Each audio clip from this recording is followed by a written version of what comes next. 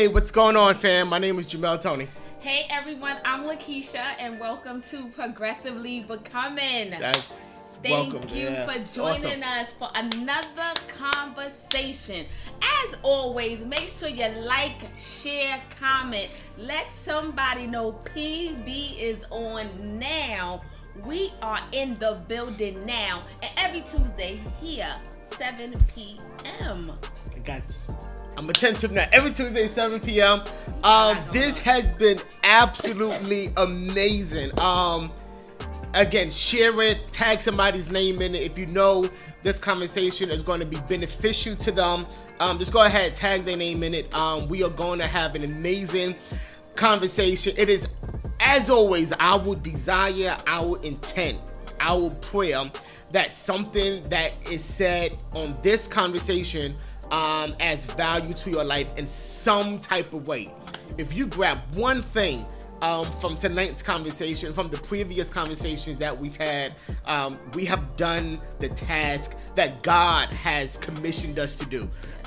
So I'm excited, as always, another week to just come into your homes, into your cars. Yes. What up to all of our podcast listeners, those on podcasters, Google Podcasts, what's up? Those on Apple Podcasts, we are praying for you. You are going to come out. As well. You're coming out of the Apple. Yes. Spotify. What up to our YouTube family? Yes. And where we come from, God bless you. Yes. So thank you, everyone. Absolutely. Wherever you are listening and watching, we thank you. We appreciate your support. Definitely. And we're just ready for another conversation. Don't forget Thursdays, 6 p.m. right here every Thursday, 6 a.m. right here every Thursday live. Facebook and on YouTube. We are praying every Thursday, 6 a.m. Yeah. No matter what comes, no matter what goes, we will be here praying. So make sure you let someone know about the morning devotions and just tune in, because it's an amazing journey that we are on, and we thank you guys for sharing it with us. Any prayer requests, go ahead and place that in the chat now. We are monitoring it to go ahead and just grab names. Send us an email, progressivelybecoming@gmail.com.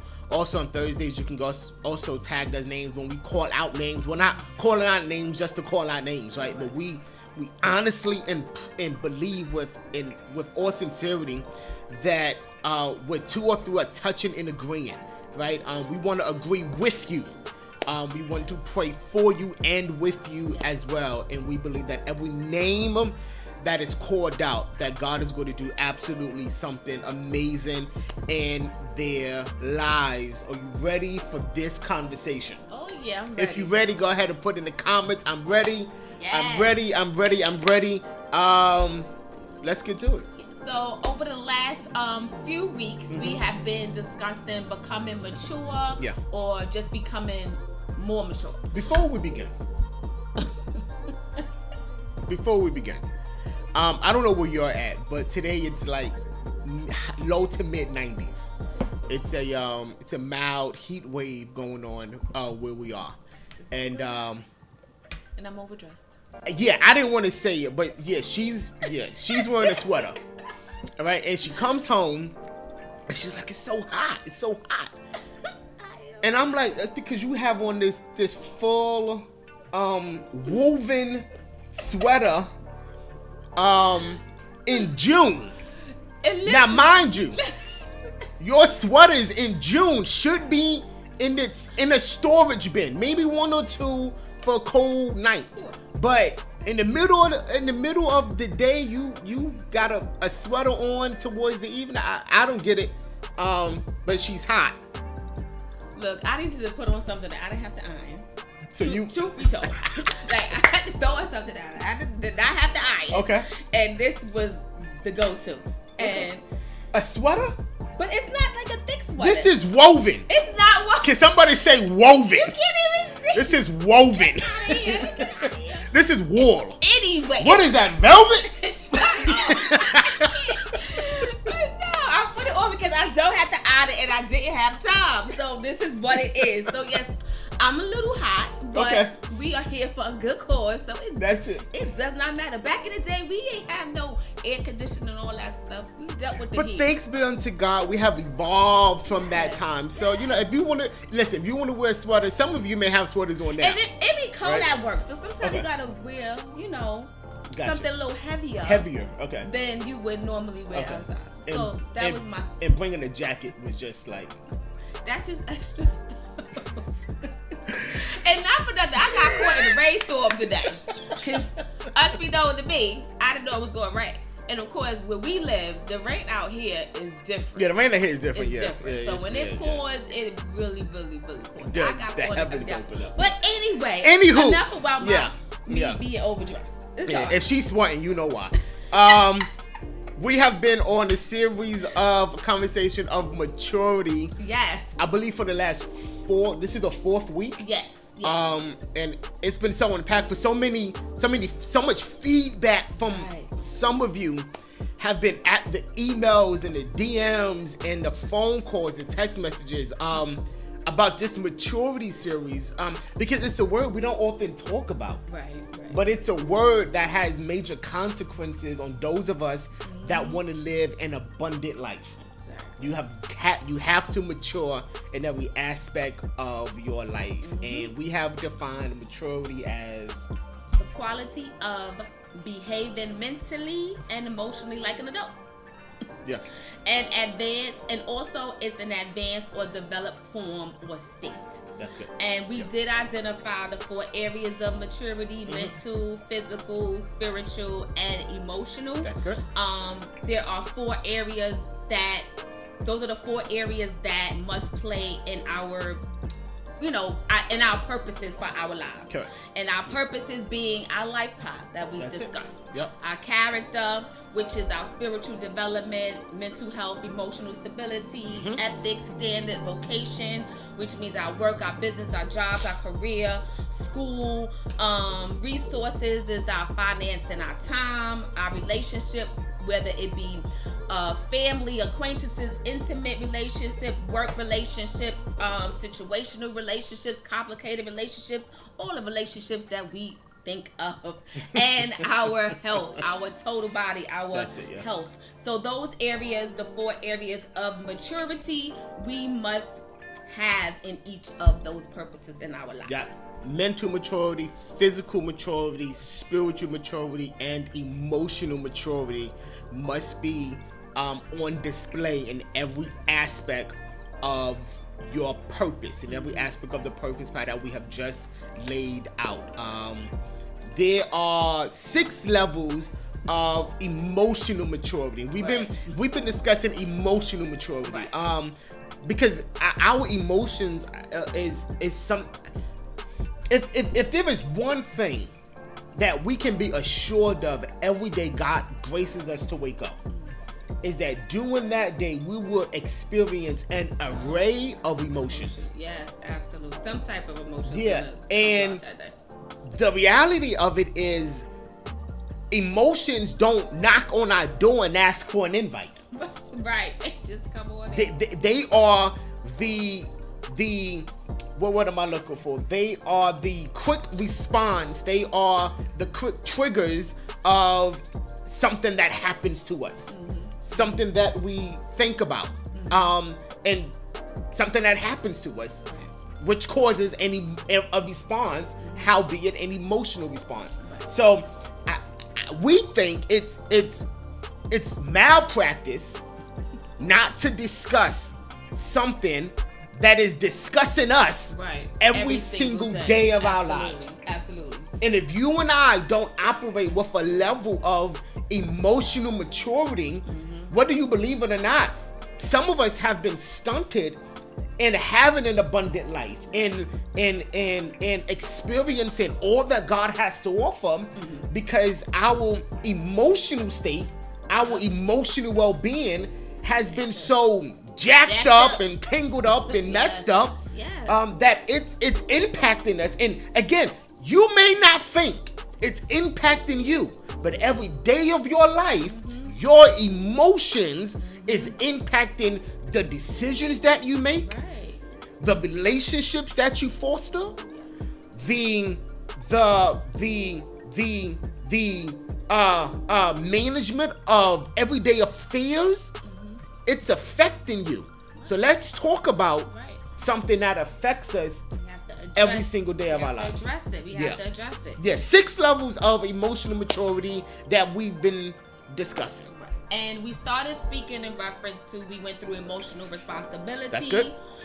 Emotional honesty, emotional openness. If you're watching and this is your first time watching, or if you weren't a part of the conversation when we discussed emotional responsibility, honesty, and openness, please go back and watch the replay. They were awesome discussions, and it leads us to each one. So each one builds upon the other. Correct. So we also mentioned about emotional assertiveness last week. That's good. Was our conversation, and that's the ability to communicate wants, needs, positions, and boundaries in a respectable manner. That's good. Some of the examples that we did give is just asking for some alone time, like to contemplate, to meditate, to pray. It's all right to ask. It's okay. I just need some time for myself. Okay. I just need a minute or two. Yeah. And when we say a minute, we need longer than a minute. Yeah. But anyway, asking for encouragement to complete a task or to achieve a goal, which is hard for a lot of people to ask. Hey, I need some encouragement. I need a little word for you to tell me, like to encourage me when I'm trying to complete something, because it's difficult, and I just need a little nudge to tell me that it's gonna be okay, that you can do it. Sometimes we need that. Sometimes we need that. Yeah. The asking for help when you grieving a loss, allowing and asking for time and space alone to process your feelings. That's good. That's all right to do that when a lot of times we need to process how we're feeling before we can even do anything, because we need to recognize and realize what our feeling and our emotion is before we do the next step, before we do anything. That's good. Also asking for understanding and compassion for some unpleasant feelings. Because we all have them. I know you Christian. I know you love God. But there were some moments you have unpleasant feelings. Oh yes. There are some moments. I know y'all just had a flashback just that quick. You have just did real quick. Unpleasant feelings. Again, emotional assertiveness is the ability to ask and communicate one's needs, positions, and boundaries in a respectful way. You have to be assertive, emotional assertive to do that. Our last conversation, I think we spent most of our discussion talking about it. Oh yeah, we did. So check it out. Our last conversation on Facebook, YouTube, on podcast outlets, emotional assertiveness. I believe that was the emotional maturity part 2. So if you're looking for it, it's emotional maturity part 2. Even though I think we're on like part 8 by now, but the 5th level of emotional maturity, and notice, if you will, we use the word level because each level should build upon the next. Right?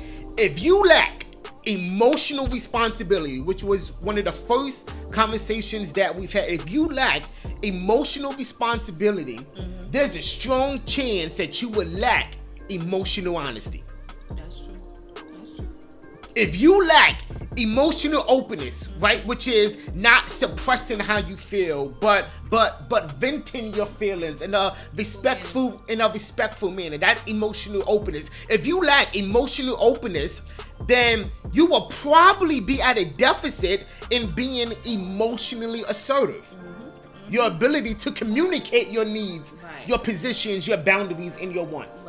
So all of these levels are important to each other, and you can't bypass emotional responsibility and go straight to emotional openness. You can't bypass emotional openness and straight to emotional assertiveness, because each of them has this underlying wave, this underlying thread that if you miss one, then you'll be at deficits in the other areas of emotional maturity.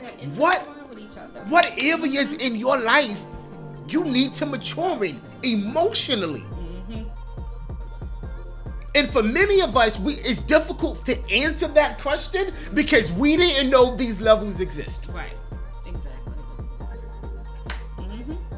And some of the emotional difficulty that I believe many of us have experienced, hopefully, prayerfully, can now be identified, because you cannot mature in something you are unaware of. That's good. Yes, that's true. That's true. If you don't know. If you cannot mature in something that you are unaware of, right? Probably 2 months ago, we had a conversation called "Come Out of the Father." Why are you stuck in the Father? Why are you stuck in ignorance? Come out.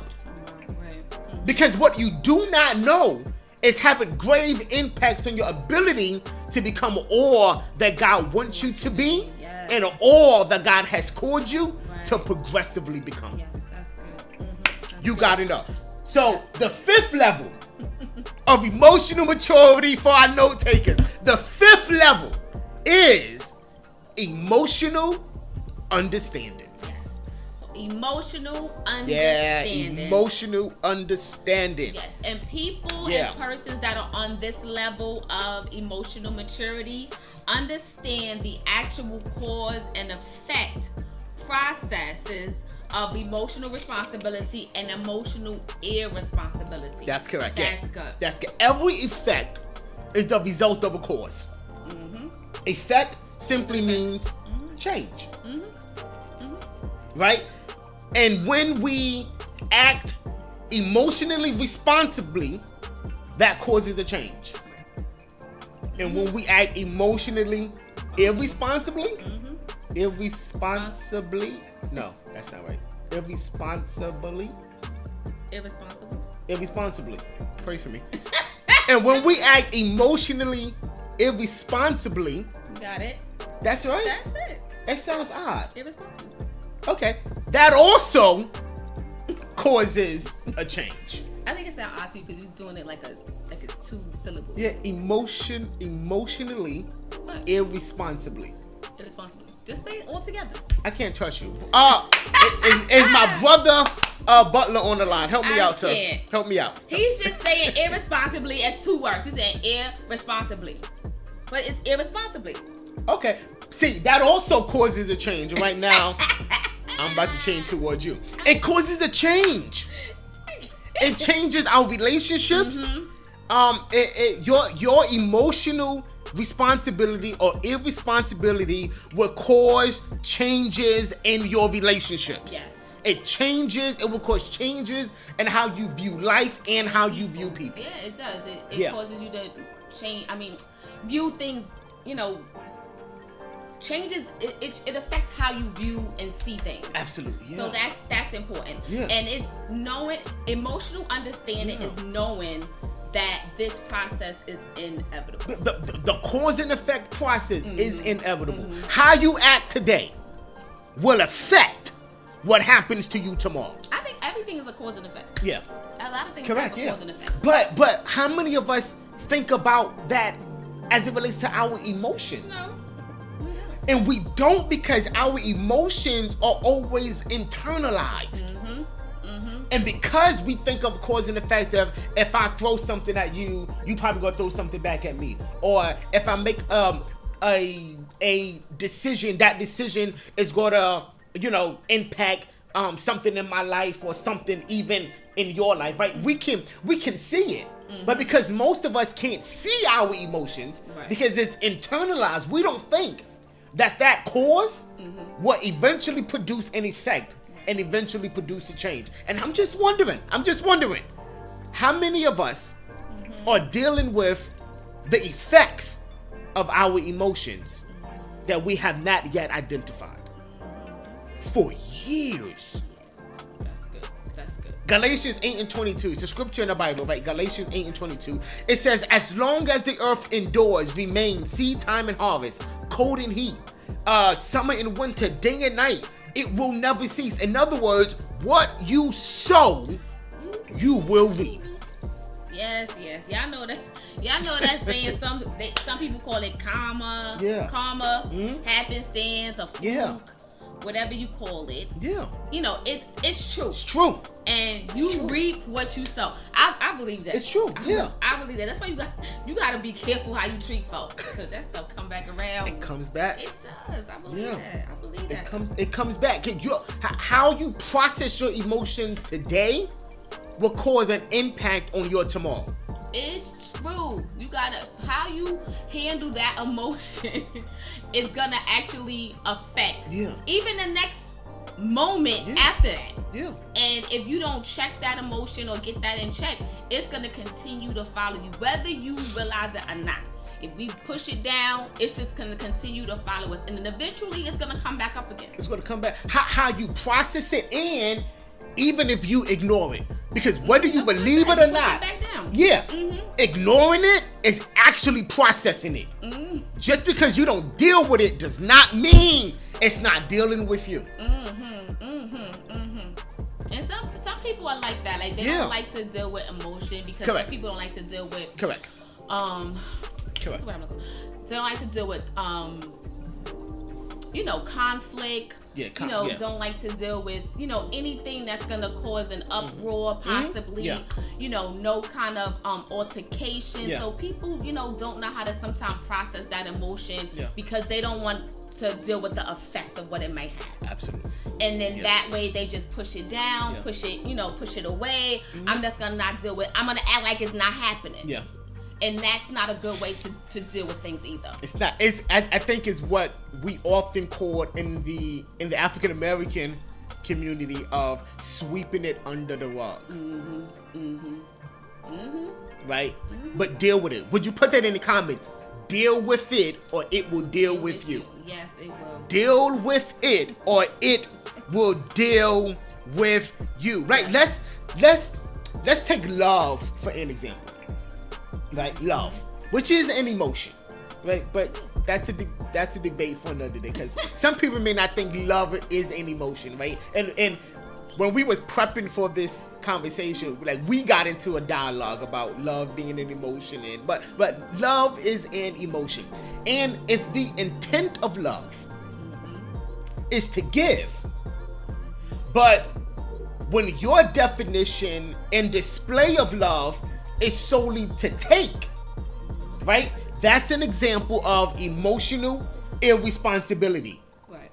And the effect of that will produce you potentially being alone. Right? You will potentially miss out on a genuine experience of love. Right? Emotional understanding is understanding the cause and the effects of our relationships. It is not placing you in a position to understand the emotions of others. Right? I'm going to say it again. Emotional understanding is not placing you in a position to understand the emotions of others. Wow.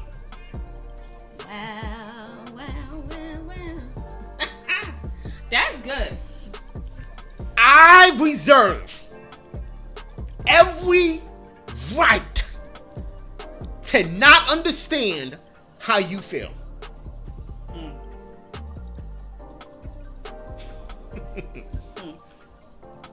However, I must be respectful and operate in emotional honesty. Catch it. I must be respectful and operate in emotional honesty, right? To at least acknowledge and respect the feelings of others. That's true. So, I want to just... Go ahead. Not only are you all on this journey to progressively become, Jamel and I are as well. So we are progressively becoming as well. Yeah. And during this emotional maturity series, like, we have had to really practice some of these, tools and steps, and check ourselves as it relates to emotional openness and honesty, responsibility, assertiveness, and understanding, especially with the understanding. We actually had an issue with that. The other day. That trickled on until this morning. Because for some of you that are married, you know there are some times when your spouse just does not let things go or allows it to linger hours from the origination point. But what was you saying? Anyway, so like I was saying, so we was having what can I say? We were having a misunderstanding going on for the last few days. Correct. And we couldn't understand what was the issue. We did not understand because neither of us was talking about the issue that neither of us knew what it was. What the issue was. And perhaps only those that been in intimate relationships know what we just said. But go ahead. So he thinks I have an issue with him. Correct. And I'm thinking he has an issue with me. Correct. Mm-hmm. But not knowing what that issue is. Not knowing what it is. Yeah. And for me, I had no issue. Yeah. And I had to explain that because it just felt like things were just testy. We would just, get, in the lack of a better way, we just get on each other's nerves. Yeah. Just for the sake of getting on each other's nerves. Yeah. So we had to have a conversation so that we can emotionally understand each other and where we were coming from. And we actually use that word, right? So when we had the conversation, this is what I said. I said, you're not being emotionally honest. And then I said, well, I don't want us to be on and I told him, I don't want us to be on Progressively Becoming. Yeah. And we're telling you guys what to do and, the steps on how to follow. Absolutely. And we don't. So correct. We have to be the first partakers. We refuse to be hypocrites. Oh, we're definitely not that. So I said, on my quest to be progressively she can't even get the words out of her. On my quest to be progressively overcoming, I am gonna have a conversation about our emotional maturity. Gotcha. Yes. So that's what we did. Yes. And the result of that healthy dialogue, right? We still don't know what brought us to exercise brought me rather, I should say, to exercise emotional empathy. Because here it is, while I should not be forced to understand how you feel. Right? I should be respectful enough of who you are to have a healthy dialogue in a respectful manner so that at the end of the conversation, I can, at that point, exercise emotional empathy. And that's good because I mentioned to Jamal, I was like, and I told you something, I don't understand. Correct. I don't see what you're saying. I don't understand it, but it is your feeling. Correct. It is how you feel. Yeah. And because of that, I'm gonna, work on going forward. Correct. Maybe, being a little bit more mindful of how I, may say something or, approach you in a different way if needed. That's so good. I was trying to be understanding, even though I didn't understand. Correct. Yeah. No, correct. But again, the result of the conversation was we both moved into emotional empathy. Yeah. Right, which is the ability to share and to understand the emotions of others. Emotional empathy. The ability to share, we shared our emotions, and at the end of it, we understood the emotions of others. Yes. And sometimes that understanding part can be against what your flesh wants to do. Some of us want to stay angry instead of understanding. Right. Because when you understand, you may see that perhaps you was in the wrong. Right? Emotional understanding. That's number 5. We good with that? We good with that. Yeah. Emotional understanding, right? Number 6, the final level. Emotional detachment. Emotional detachment. This may get tough. So put that in the comments. Emotional detachment. Emotional detachment. So at this level, the person lives without the burden and snare of self-concepts, self-images, self-constructs, group concepts, and thing concepts. Yeah, say it again. So at this level, We live without the burden and snares of self-concepts, self-images, self-constructs, group concepts, and thing concepts. Emotional detachment. And this is the big one, right? Because we live, when we exist, when we operate, I should say, with emotional detachment. We live without the burden, without the heavy load, and the snare, without the trap of self-concepts. And this is what we mean when we say self-concepts.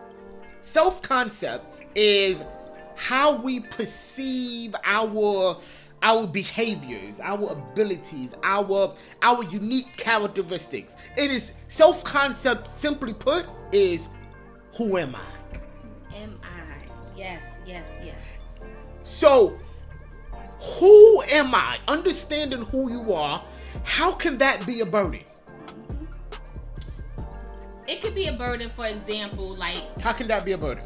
Right? If there's a belief such as I'm a good friend, I'm a kind person, I'm a generous person. So for me, the issue of self-concept became a burden for me, which allowed me to operate at a deficit of emotional detachment, because I'm labeled as a kind person, and I am. You are a kind person, right? But because I've had this label and something that I embrace, that, you know, that I'm a overall genuine kind person. But here's where it may become a burden sometimes. Because the moment I do something or say something that's not kind, right, I now have to live with the pressure of what others may see and think about me. If I allow that self-concept of being a kind person to become a burden. So how many of you have labels that people have put on you? Oh, you such a great singer. And the moment you slip up, sing the wrong note, or you hoarse or something, that gets they will forget about the 25 years of you singing greatly and focus on that one mistake. And if you're not careful, you will allow that self-concept to become a burden and even become a trap. Yes. Because now you emotionally allowing yourself to become attached to your self-concept, attached to the image of yourself and how you perceive yourself to be. That's good. And you cannot allow that to happen. That's good. Correct. That's good. You can also become trapped and ensnared and become a burden by self-image.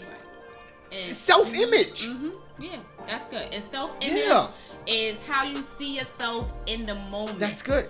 In time. In that moment in time. So it's the attributes like your physical characteristics, your personal traits, and social roles. They all play a role in your self-image. All. Yes. Social roles play a role in your self-image.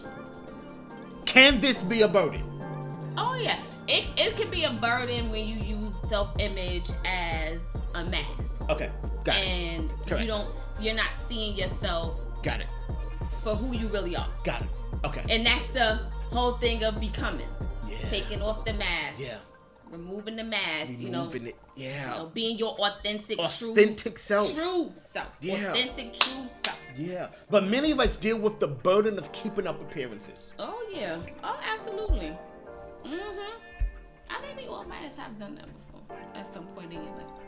We deal with the burden of keeping up appearances. We deal with the burden of self-contracts, of self-constructs, right? Which is your physical characteristics, the defining traits of your body, right? Let's just talk about it, right? We deal with the burden of keeping up with personality traits. Oh, you're such an honest and brave person.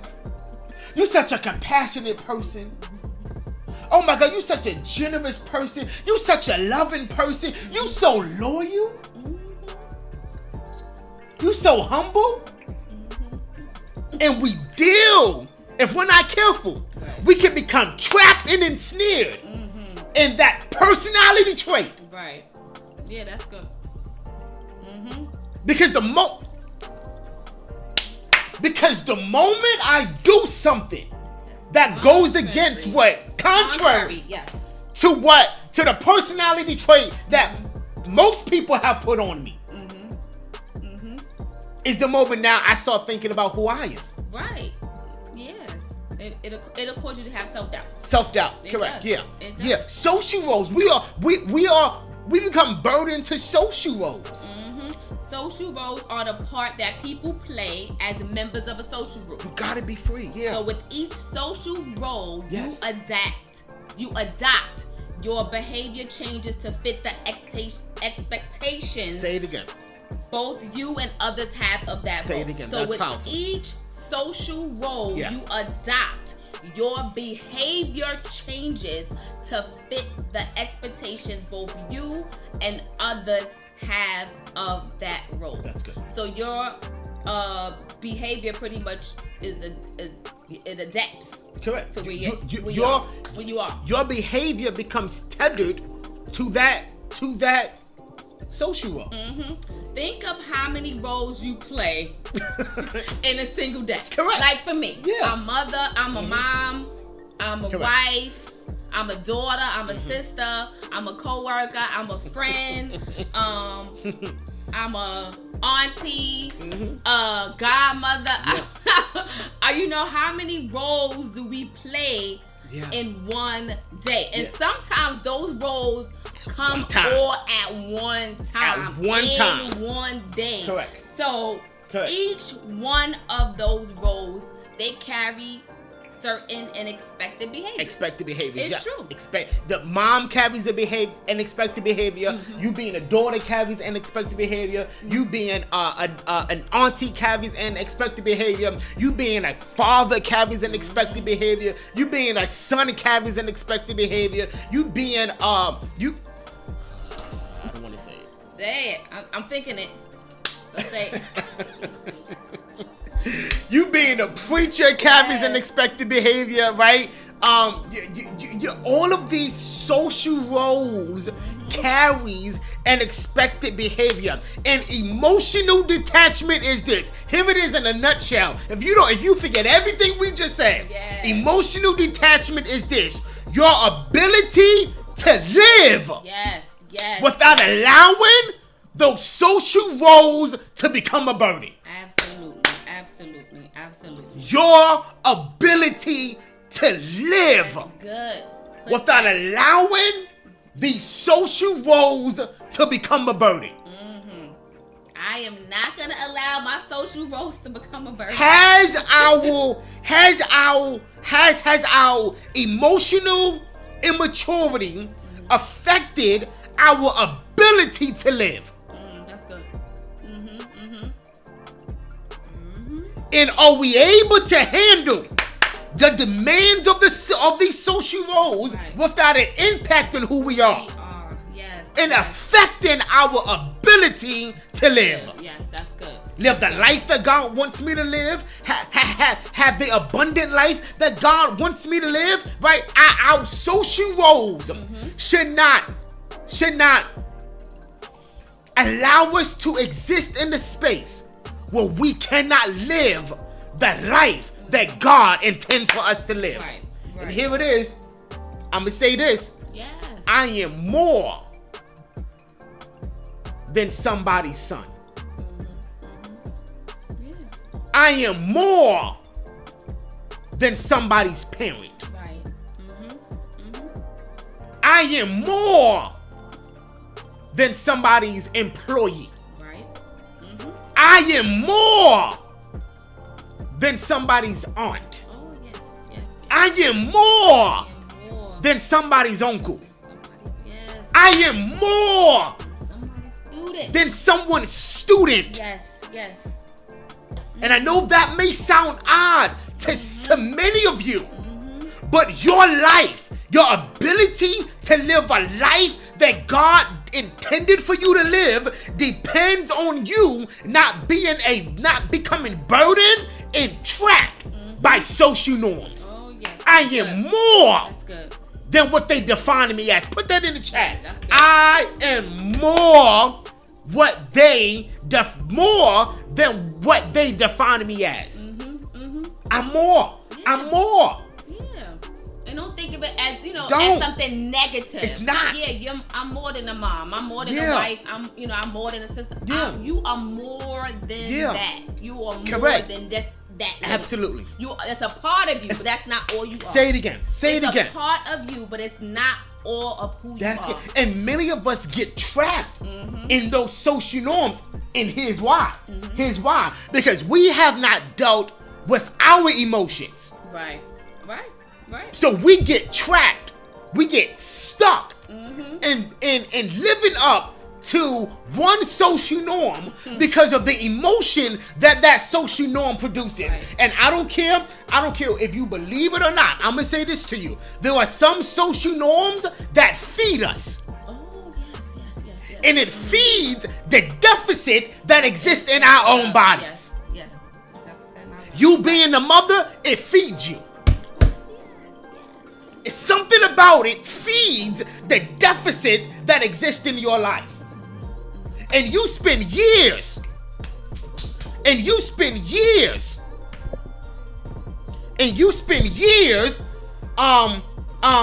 trying to be that, right? Trying to be a mom. I'm sorry. I'm sorry. Our dog is just like getting in the way of things, right? You spend years being a mom, right? You spend years being somebody's parent, and the child goes away to college, right? 1 second. London, sit. The child goes away to college, right? And now you're stuck, right? Because you no longer fulfill this mom duty and this mom responsibility that you have fulfilled for years. Right. And it no longer feeds the deficit in your own soul. So now what do? This is what we mean by becoming emotionally detached. Yeah. Absolutely. Next week, join us. Another conversation at 7 p.m. Right? This is what happens when you go live. But all kind of things happen, right? The dog runs downstairs and clearly is not being emotionally responsible. Right. She actually had a dime. She had a dime in her mouth. So I had to make sure we get that out. That's not good. Nobody's going to the hospital. Thursdays at 6 a.m. I pray something we said added value to your life. Thursdays at 6 a.m. Yes. Join us for morning devotions. We want to pray with you. Next week, Tuesday at 7 p.m. Another conversation of progressively becoming. This is good. I'm excited. Yeah. Like, comment, and share. We are blessed by this, and hopefully you are as well. And again, like Jamil said, thank you guys for joining us. As always, great conversation. We will see you Thursday, 6 a.m. right back here next Tuesday, 7 p.m. We love you. Y'all have a blessed night. Take care, guys.